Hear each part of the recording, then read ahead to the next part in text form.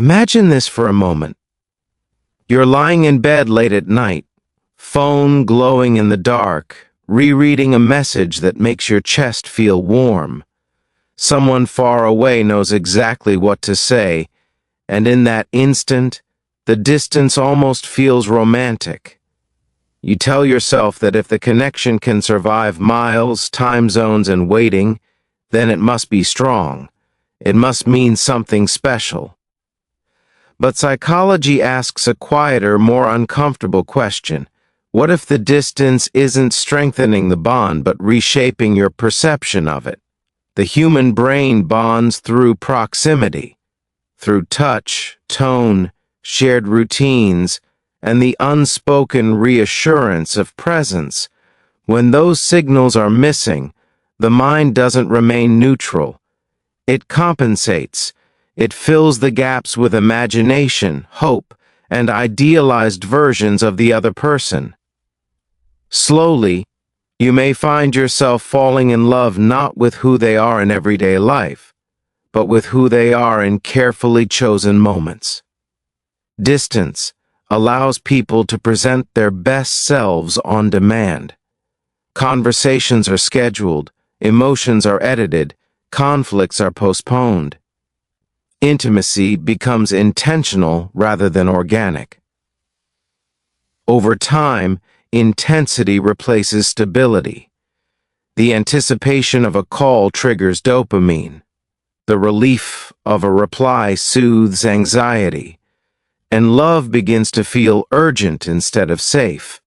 Many couples say they rarely argue, mistaking avoidance for harmony. In reality, unresolved tensions are simply waiting for a future moment when reality can no longer be filtered. Meanwhile, one life continues forward while the other quietly waits.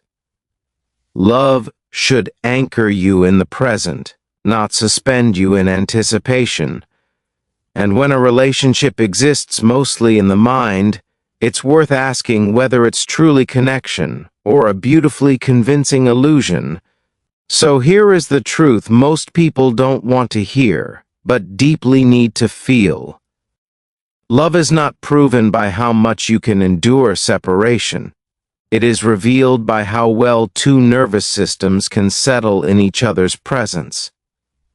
Real intimacy is not built on longing alone, but on consistency, accountability, and shared reality.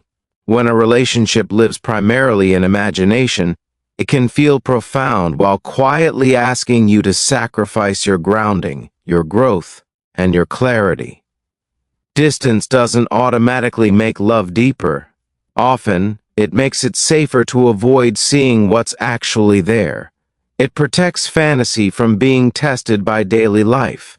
And any connection that only survives because it hasn't been fully lived is not asking for commitment. It's asking for patience at the cost of your present.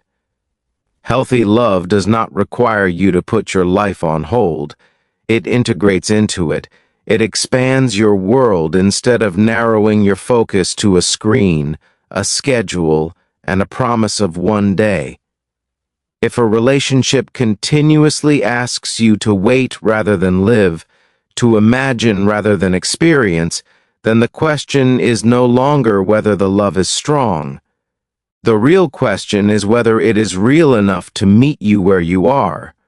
And the bravest act of love sometimes is not holding on, but choosing clarity over comfort, reality over fantasy, and a life that moves forward over a connection that keeps you suspended.